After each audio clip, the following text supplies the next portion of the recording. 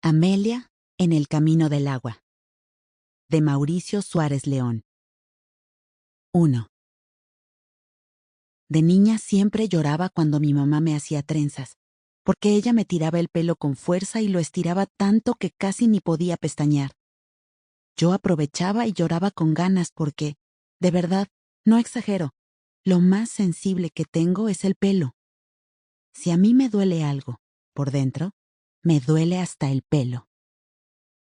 Cuando ya iba terminando de enrollarme las trenzas alrededor de la cabeza y las fijaba con pinzas, mi mamá me pasaba la mano por las lágrimas para secarlas, y siempre me decía lo mismo. Amelita, tranquila, mijita, no llore más, que va a ver lo bonita que me quedó. Me miraba en el espejo todavía con los ojos brillantes por las lágrimas, y eso me gustaba más que el peinado. Tener los ojos de ese negro intenso contrastado con el blanco reluciente alrededor me parecía una cosa increíble de bonita.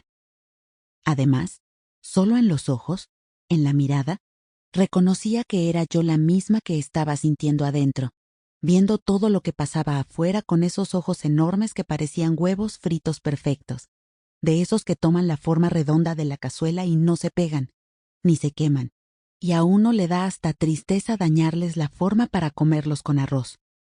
Así de bonitos me quedaban los ojos. Pero lo que sentía no era bonito. ¿Sí ve, mijita? Le dejé la trenza bien apretada para que le dure todo el día.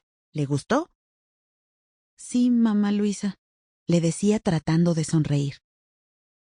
Se lo decía para contentarla, porque la verdad yo no me iba feliz, no por el peinado, tampoco por el brillo de los ojos, sino porque el dolor en el pelo me había permitido aliviarme de lágrimas los ojos, y había podido dejar salir un poquito ese sentimiento que siempre tenía por mi casa, por mi mamá, por mis hermanos, por todo lo que había en ella, incluidos el oro, los pericos, la gata y los perros. En ese momento no sabía cómo se llamaba ese sentimiento, no le había puesto nombre, y para mí era normal desear con todas mis fuerzas no desprenderme del lugar de donde tanto me gustaba estar, permanecer cerca de ellos, de mi familia, sobre todo porque pensaba lo mucho que me dolería perderlos algún día para siempre, o no volverlos a ver nunca más. Así era yo. Sentía que los quería tanto que no podía soportar estar lejos. Me dolía hasta el pelo tener que dejarlos, aunque solo fuera por unas horas. 2.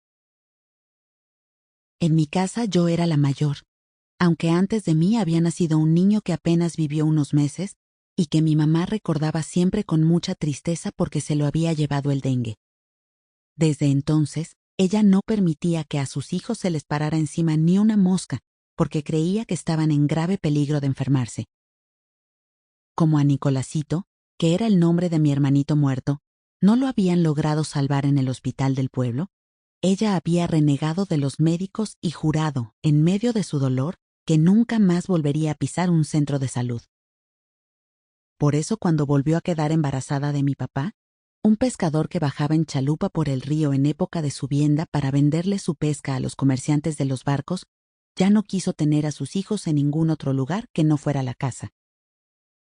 Buscó una partera que le ayudara cuando yo fuera a nacer. Encontró a Eugenia, una matrona que vive en un caserío a 15 minutos río abajo.